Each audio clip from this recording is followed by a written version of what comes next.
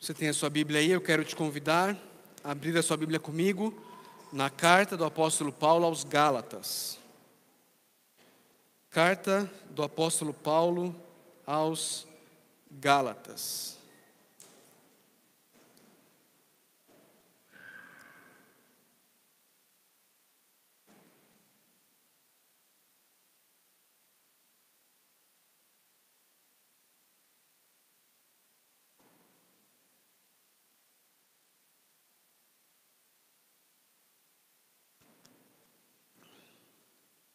Nós vamos estudar hoje os versos 1 a 14 do capítulo 3 da carta de Paulo aos Gálatas. Gálatas 3, versos 1 a 14.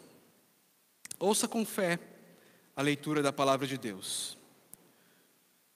Ó Gálatas insensatos, quem os enfeitiçou? Não foi diante dos seus olhos que Jesus Cristo foi exposto como crucificado? Gostaria de saber apenas uma coisa: foi pela prática da lei que vocês receberam o Espírito? Ou pela fé naquilo que ouviram? Será que vocês são tão insensatos que, tendo começado pelo Espírito, querem agora se aperfeiçoar pelo esforço próprio? Será que foi inútil sofrerem tantas coisas? Se é que foi inútil. Aquele que lhes dá o seu Espírito e opera milagres entre vocês, realiza essas coisas pela prática da lei ou pela fé com a qual receberam a palavra? Considerem o exemplo de Abraão. Ele creu em Deus e isso lhe foi acreditado como justiça. Estejam certos, portanto, de que os que são da fé, estes é que são filhos de Abraão. Prevendo a Escritura que Deus justificaria os gentios pela fé, anunciou primeiro as boas novas a Abraão. Por meio de você, todas as nações serão abençoadas. Assim, os que são da fé são abençoados juntos com Abraão, homem de fé. Já os que se apoiam na prática da lei estão debaixo de maldição, pois está escrito: maldito todo aquele que não persiste em praticar todas as coisas escritas no livro da lei. É evidente que diante de Deus ninguém é justificado pela lei, pois o justo viverá pela fé. A lei não é baseada na fé, ao contrário, quem praticar estas coisas, por elas viverá. Cristo nos redimiu da maldição da lei, quando se tornou maldição em nosso lugar, pois está escrito: maldito todo aquele que for pendurado no madeiro. Isso para que em Cristo Jesus a bênção de Abraão chegasse também aos gentios, para que recebêssemos a promessa do Espírito mediante a fé. Vamos orar mais uma vez? Senhor Deus, nós estamos diante da Tua palavra, nós queremos ouvir a Tua voz, aprender do Senhor, sermos desafiados, ensinados, encorajados, exortados pelo Senhor, Deus. Reconhecemos a nossa incapacidade, Pai. Reconhecemos que, se depender de nós, esses próximos minutos serão sem vida, serão ocos, serão humanos. Mas, Pai, também reconhecemos diante do Senhor a nossa profunda convicção de que, se o Senhor agir através da pregação da Tua palavra, vidas serão transformadas para a honra e glória do Teu nome, Pai. Por isso, Senhor, nós pedimos, nós suplicamos que o Teu Santo Espírito venha abrir os nossos olhos, para que nós possamos enxergar as maravilhas da Tua lei, Deus. Suplicamos que o Teu Santo Espírito tome a espada dele e a use em nós, para o nosso bem e para a honra e glória do Teu nome, Pai. É em nome de Jesus que oramos. Amém. Queridos, nós estamos caminhando na exposição da carta de Paulo aos Gálatas, e os primeiros 2 capítulos, Paulo, ele basicamente está fazendo uma defesa do Evangelho e uma defesa do ministério dele, tentando mostrar para os Gálatas que estavam sendo influenciados por falsos mestres judaizantes, que o Evangelho que ele pregava, ele não havia recebido de terceiros, ele não tinha origem humana, mas que o próprio Senhor Jesus Cristo havia entregue a ele.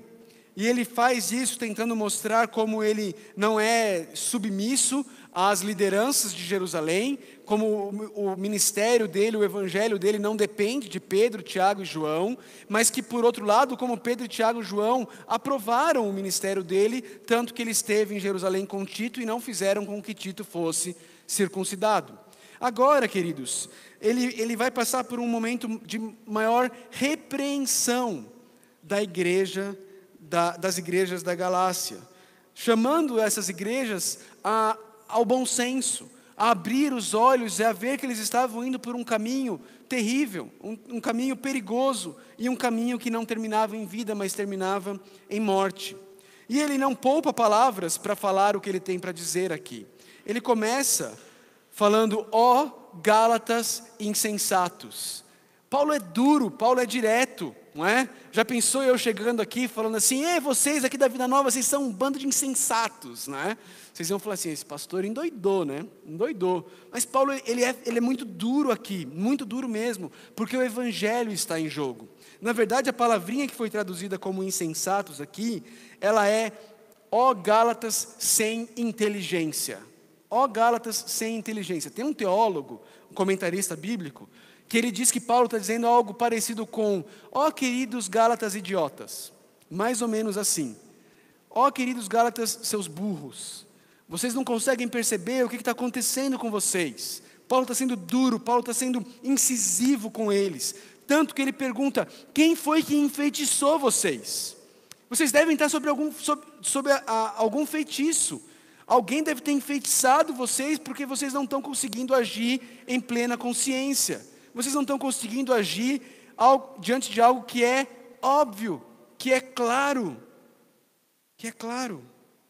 E aí ele começa a chamar os Gálatas a recobrar a consciência, a recobrar a inteligência, a recobrar a lógica, e ele tenta trazer aos Gálatas a memória da realidade deles.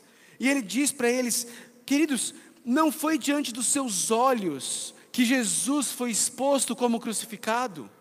Obviamente, os Gálatas não viram Jesus crucificado. Paulo está se referindo a quê? Paulo está falando da pregação dele aos Gálatas. Está falando de quando ele esteve lá. Você se lembra, Paulo sempre diz que a pregação dele consistia simplesmente em pregar Cristo e este crucificado. Mas era uma pregação tão clara, era uma pregação tão contundente, uma pregação tão viva, que Paulo está falando, quando eu estive com vocês, eu preguei a palavra de tal maneira que é como se vocês tivessem visto o Cristo crucificado, diante dos olhos de vocês. Eu tornei a crucificação de Cristo algo visual, algo que vocês podiam ver, uma pintura na mente de vocês, da crucificação do nosso Senhor.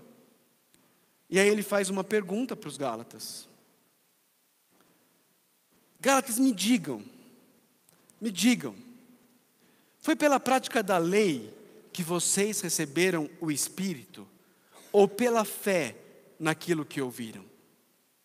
E aqui, queridos, eu quero fazer um parênteses, e eu vou adicionar esse parênteses ao longo da pregação, mas eu quero abrir aqui um parênteses com relação ao recebimento do Espírito Santo.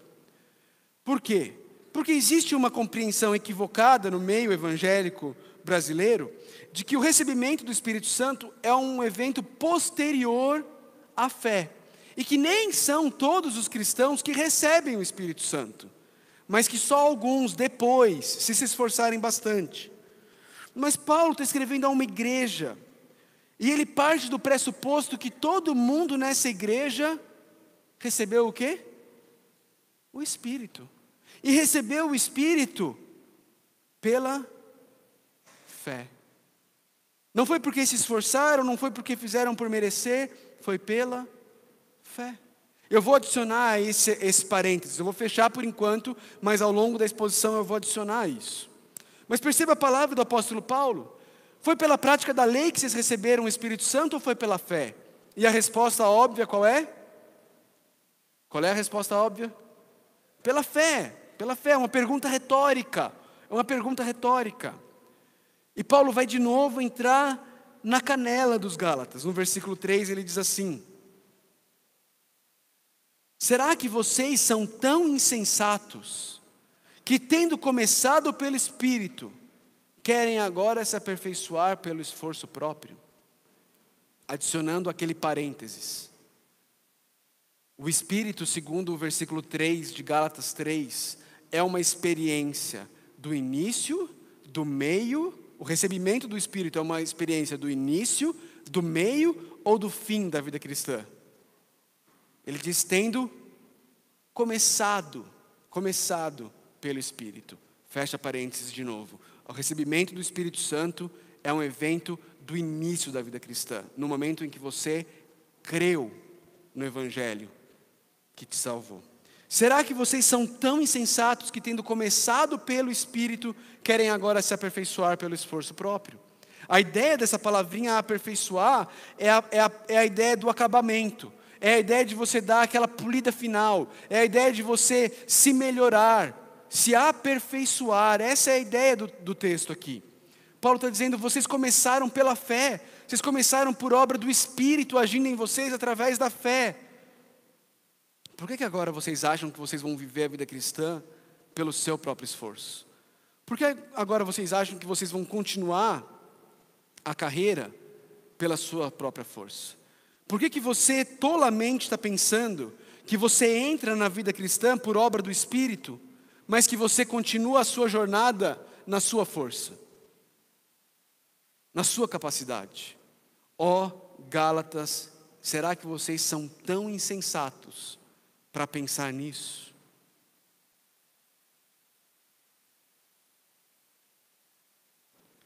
Tem muita gente dentro de igreja evangélica, e eu por muitos anos confesso que fui um desses, que vive dentro da igreja, sem ter entendido que o Evangelho não é apenas um carimbo para a sua salvação.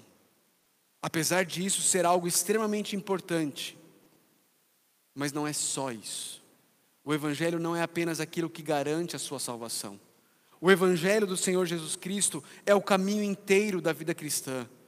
Paulo está dizendo, não sejam insensatos a ponto de pensar que o Espírito Santo, o poder do Espírito Santo só te traz para a vida cristã, mas que uma vez dentro agora depende de você, agora é na sua força.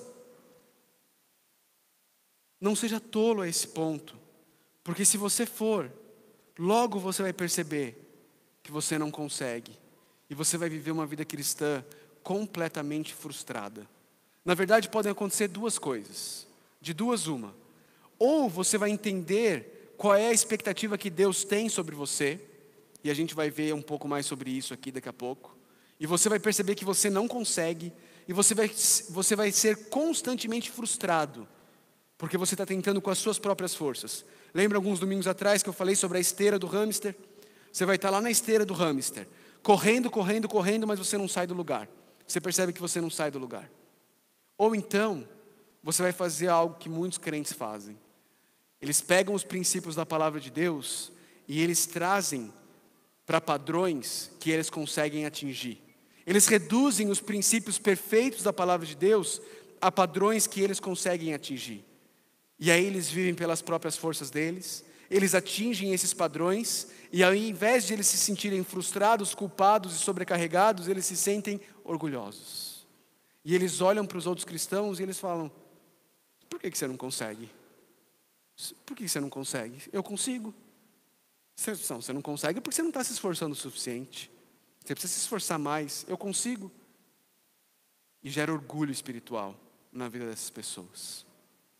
Paulo está dizendo, Gálatas, será que vocês são tão insensatos, falta tanta inteligência para vocês, que tendo começado pelo poder do Espírito, agora vocês vão tentar se aperfeiçoar pelo esforço próprio.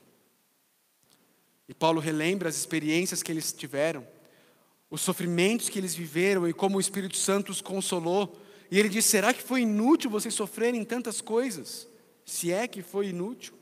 Será que vocês sofreram tudo aquilo inutilmente? Paulo continua e ele diz assim, aquele que lhes dá o seu Espírito e opera milagres entre vocês, realiza essas coisas pela prática da lei ou pela fé com a qual receberam a palavra? Percebe, queridos? Do verso 2 ao 5, Paulo está lidando com as experiências deles. E Paulo está fazendo eles enxergarem que as experiências da vida cristã que eles tiveram não foram fruto do esforço deles, da capacidade deles, da obediência à lei, mas as experiências que eles tiveram, o recebimento do Espírito, o consolo em meio ao sofrimento, a justificação, tudo isso não veio pelo esforço próprio, mas veio por meio da fé, no poder da ação do Espírito Santo de Deus sobre a vida deles. Ele está usando a experiência. Ele está falando da experiência, do que eles passaram, do que eles viveram. A partir do versículo 6, Paulo muda o foco. E ao invés de falar sobre a experiência, que muitas vezes não é muito confiável, e nós deveríamos suspeitar, muitas vezes, quando a gente baseia tudo na nossa experiência, Paulo não faz isso, ele muda o foco. E agora ele vai para a palavra de Deus. E a partir do versículo 6 até o versículo 14, ele vai mostrar para a gente como a palavra de Deus prova exatamente a mesma coisa. Que a vida cristã, tanto a entrada nela como o caminho todo, não pode ser vivido pela prática da lei. Não pode ser vivido pela obediência à lei. Não pode ser vivido por boas obras. Só pode ser vivido tanto a entrada quanto o caminho todo pela graça por meio da fé. Por meio da fé. E aí ele nos leva nesse caminho, no versículo 6, lá para Gênesis. Lá para Gênesis. E ele vai e diz, olha, considerem o exemplo de Abraão. Se você não sabe quem foi Abraão, Abraão é o pai dos judeus.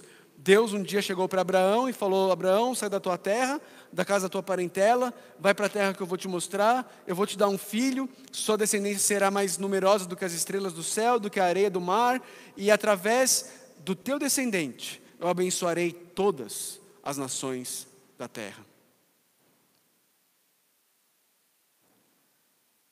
E o texto da palavra de Deus, lá em Gênesis capítulo 15, versículo 6, diz que Abraão creu em Deus.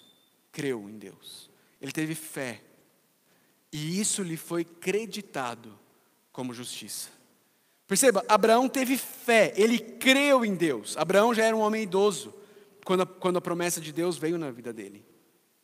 Mas ele, apesar de ser idoso, apesar de, humanamente falando, ele não poder ter filhos, eles não poderem ter filhos, ele creu em Deus. E isso foi colocado na conta de Abraão, tornando Abraão um homem declarado por Deus como justo. Porque ele fez algo, porque ele saiu da casa da terra da parentela dele, ele fez essas coisas. Mas a Bíblia diz que o que justificou Abraão, o que foi creditado na conta de Abraão como justiça, não foi a atitude de sair, mas foi a fé, o crer em Deus, o crer em Deus.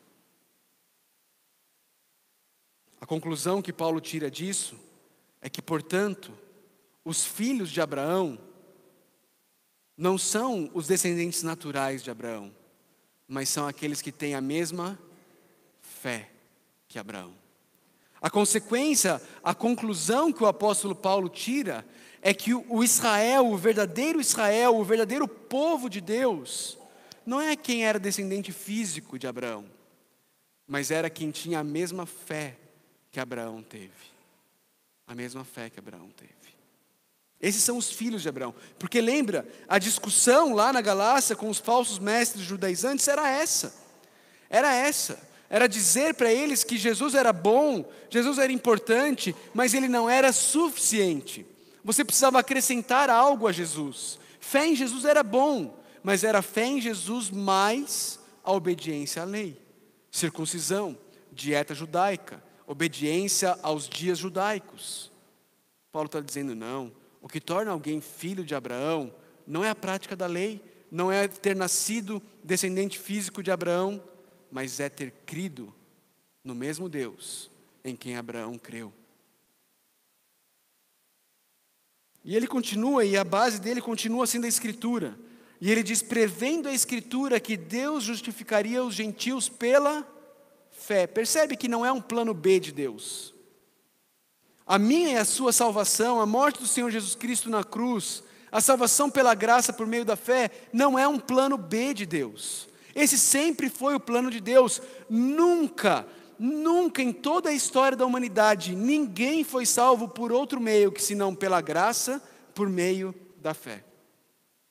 No Antigo Testamento, a graça que doava fé para que as pessoas crescem que um dia o Messias viria.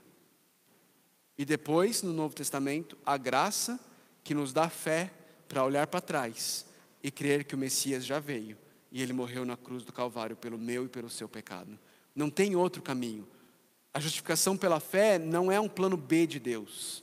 Sempre foi esse o plano de Deus. Foi assim que Deus agiu em todas as eras da história. Prevendo a Escritura que Deus justificaria os gentios pela fé, anunciou primeiro as boas novas.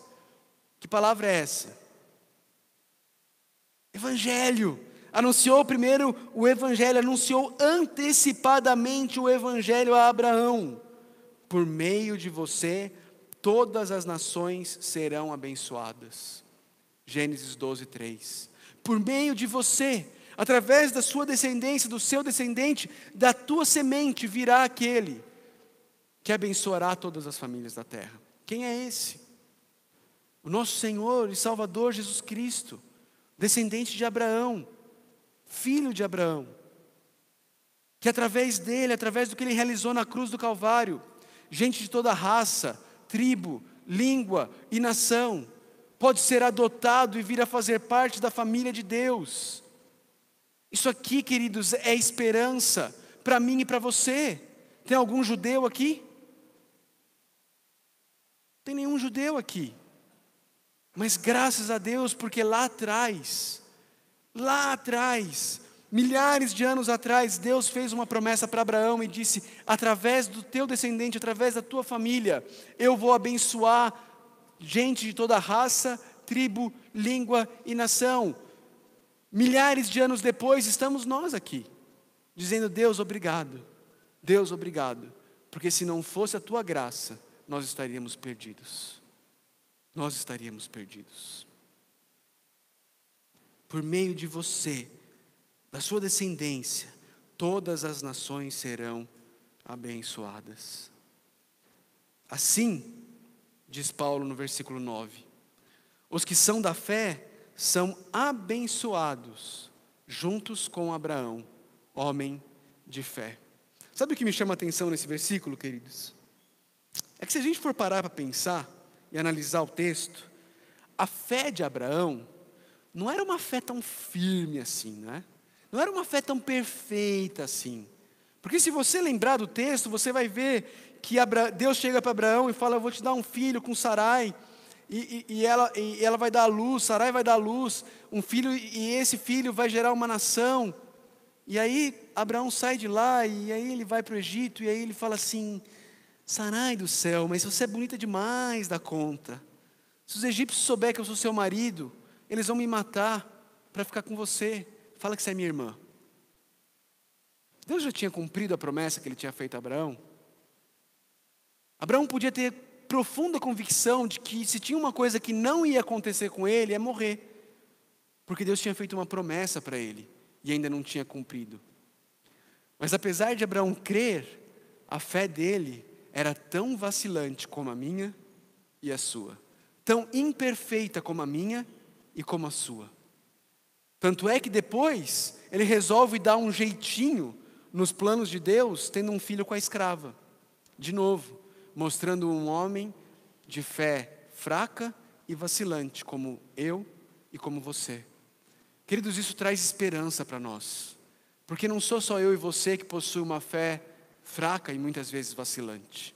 Abraão também teve, muitos outros homens, na verdade todos os homens da Bíblia e mulheres da Bíblia, tiveram uma fé fraca e vacilante. Porque a realidade, queridos, é que o que salva não é a força da nossa fé. O que salva é o Deus que nos deu a nossa fé. É Ele quem nos salva, pelo poder da sua graça, que opera em nós, mesmo quando eu e você temos fés fracas e vacilantes. Lembra da oração do centurião? Senhor, eu creio, me ajuda na minha falta de fé. Senhor, eu creio, mas me ajuda na minha falta de fé. Minha fé é tão fraca. Minha fé é tão fraca. Esse é o Deus a quem nós servimos. Esse é o Deus a quem nós servimos. Um Deus que usa homens de fé fraca e os salva. Porque Ele é poderoso para nos salvar. Abraão continua e ele vai mostrar qual é a consequência de achar que você pode viver a vida cristã pela prática da lei. E no versículo 10 ele diz assim: já os que se apoiam na prática da lei estão debaixo de maldição. Por quê? Por que estão debaixo de maldição? Porque está escrito, e aqui ele cita o livro de Deuteronômio: maldito todo aquele que não persiste em praticar todas as coisas escritas no livro da lei. Se você entende e decide que você vai viver sua vida cristã obedecendo a lei, você se torna obrigado a obedecer ela toda, de maneira perfeita.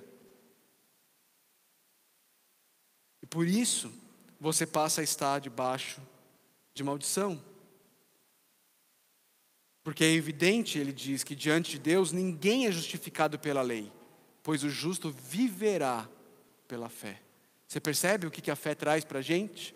Nós já vimos nesse texto que a fé nos trouxe o Espírito Santo, que a fé nos trouxe justificação, que a fé nos trouxe a bênção de Abraão, e agora Paulo diz e nos lembra lá de Abacuque, e nos lembra que é a fé que nos traz vida. É a fé que nos traz vida. Vida espiritual, porque nós estávamos mortos nos nossos delitos e pecados, mas também a nossa vida física. Nós vivemos dia a dia por meio da fé. É a fé que nos sustenta.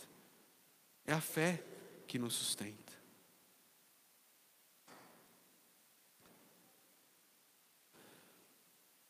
Versículo 13. Cristo nos redimiu da maldição da lei, quando se tornou maldição em nosso lugar. Porque está escrito: maldito todo aquele que for pendurado no madeiro. Queridos, a realidade é que eu e você somos culpados e por isso malditos por cada item da lei de Deus. Cada um dos itens da lei de Deus tem lá o meu nome, o seu nome, está escrito culpado. E eu e você somos merecedores da maldição de todos esses itens. Mas o que Cristo fez na cruz do Calvário foi pegar a maldição que eu e você merecíamos receber. O cálice todo da ira, para aqueles que estão no meu grupo pequeno, e a gente está lendo o livro do Jerry Bridges, o cálice todo da ira de Deus, que eu e você merecíamos beber, foi esgotado sobre Jesus Cristo. Deus derramou sobre Ele toda a ira que eu e você merecíamos receber.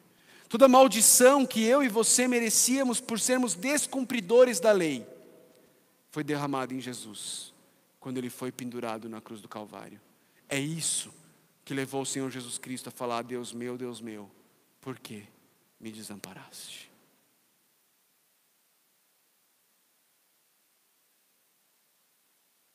Para que isso? Por que isso? Verso 14.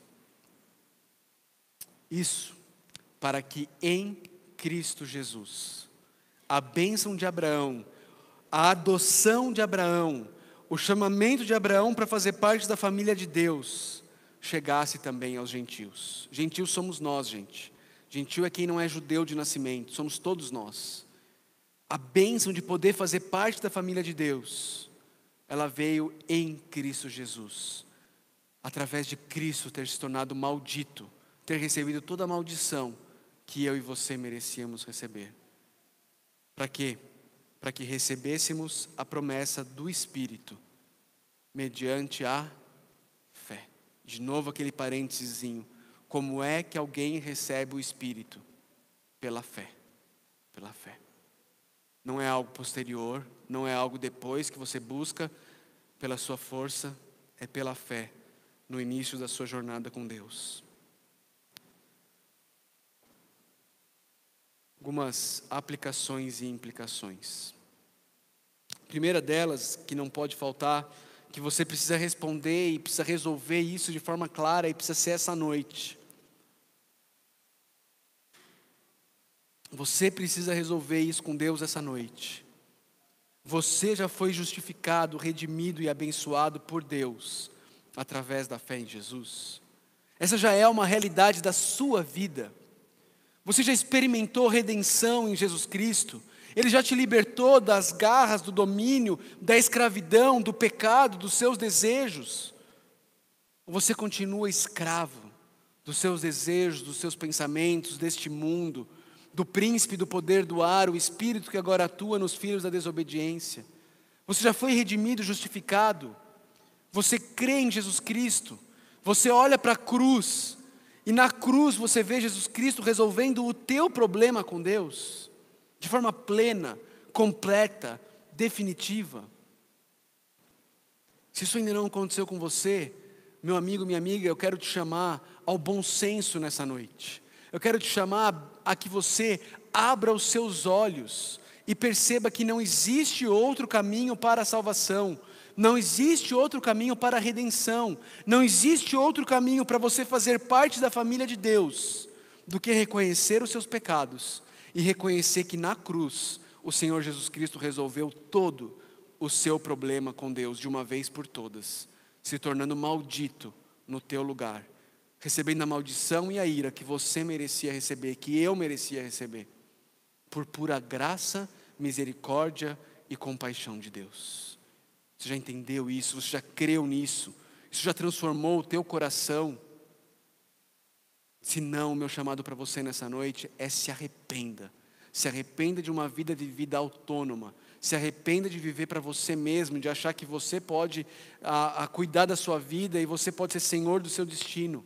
Se arrependa e creia em Jesus, porque Ele é o único caminho para você ser redimido, libertado, transformado, justificado e adotado por Deus Pai. Para você que já foi redimido, já foi justificado, já foi adotado à família de Deus, que áreas da sua vida você tem feito como os Gálatas e tem tentado aperfeiçoar por meio da carne, ao invés do poder do Espírito que opera pela fé? Quais áreas da sua vida você tem tolamente, sem inteligenciamente, sei que essa palavra não existe, para não dizer estupidamente, sido levado a pensar que você vai ser capaz de resolver pela tua força, pelos teus esforços? Qual área da sua vida você ainda tem achado, sido iludido, enfeitiçado na palavra do apóstolo Paulo, fazendo com que você ache que você vai ser capaz de resolver na tua força de vontade, fazendo promessas para Deus: Deus, eu nunca mais vou fazer isso, Deus, agora é a última vez, Deus. E só encontrado culpa, só encontrado fracasso, decepção e vergonha. Qual é a área da sua vida que você precisa chegar diante de Deus e falar: Deus, está aqui o meu atestado de fracasso, está aqui, eu assinei a minha falência, eu reconheço que eu não consigo, eu vou parar de confiar em mim, e eu vou descansar e confiar no Senhor, porque o mesmo Espírito que me salvou, pela graça, por meio da fé, é o Espírito que vai me santificar, também pela graça, por meio da fé. Que área da sua vida você precisa tomar essa decisão, essa conversa com Deus precisa acontecer nessa noite? Você também tem vivido o peso da maldição que é a vida cristã vivida pelo esforço próprio? Paulo vai dizer que se você decide viver pelo esforço próprio, se você decide viver a vida cristã buscando pela obediência da lei, você vai viver numa maldição, porque uma vez que você passa a praticar a lei, você precisa viver pela lei. Pela lei. Você tem vivido isso? Sua vida cristã tem se resumido a uma vida de frustração, a uma vida em que você não vê alegria, a uma vida em que você não vê gozo, você não vê paz.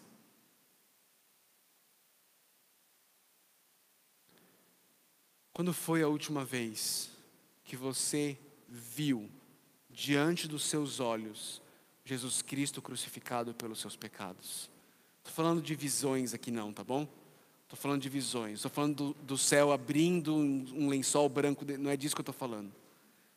Estou falando de um hábito de pregar o Evangelho de forma clara para você mesmo todos os dias.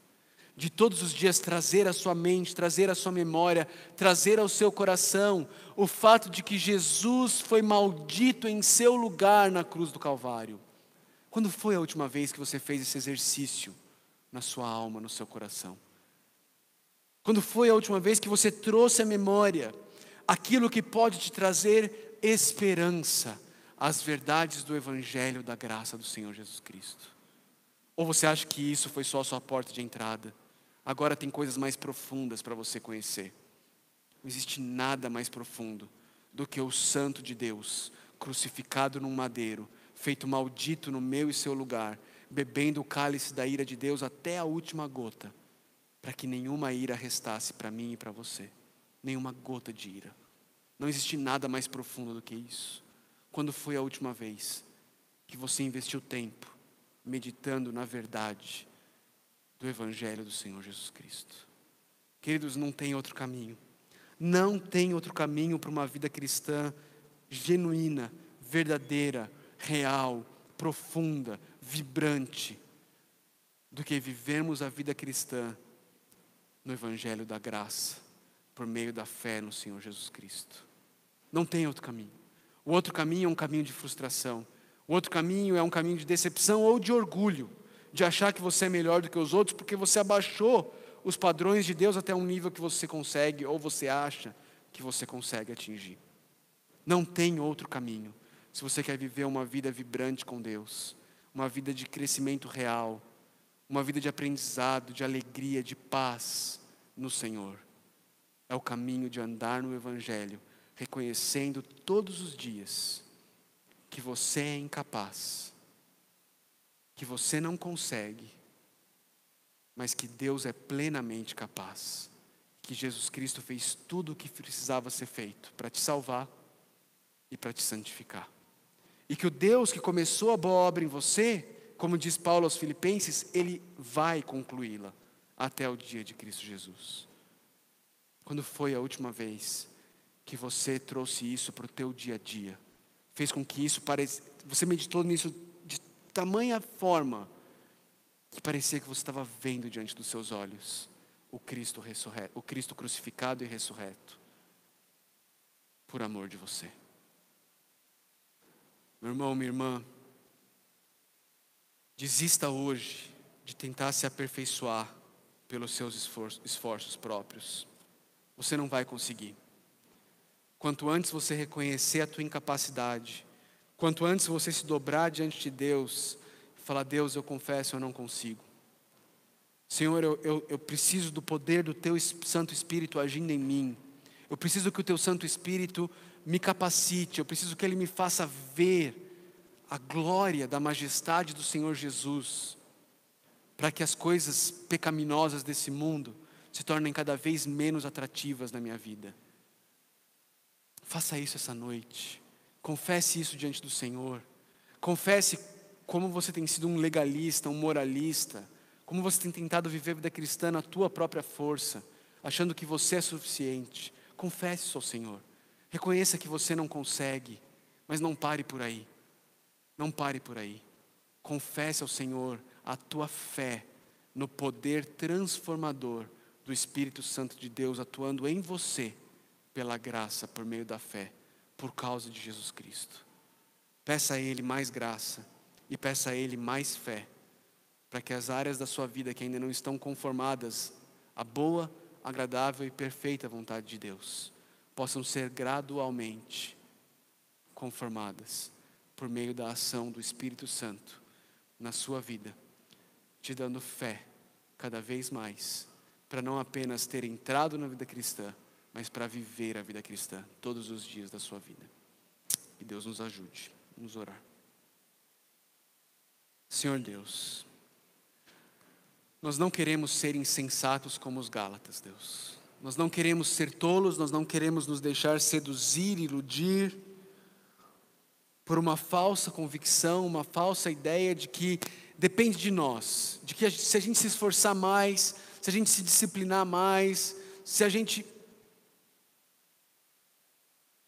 Não nos deixe iludidos, não nos deixe desesperados, frustrados, culpados e nem orgulhosos, Pai, mas nos encontre em nossa frustração, em nossa decepção, em nosso orgulho, nos quebrante, nos faça ver o poder da Tua graça agindo por meio da fé em nossas vidas. Nós precisamos do Senhor, precisamos de Ti, Deus. Obrigado, Pai. Obrigado porque nada, absolutamente nada, além do sangue do Senhor Jesus Cristo, é necessário para nos salvar. E nós cremos no poder do sacrifício de Jesus Cristo na cruz do Calvário, para nos trazer vida, e vida em abundância. Nos ajuda, Pai. Precisamos desesperadamente do Senhor. Oramos em Cristo Jesus, nos méritos dele. Amém.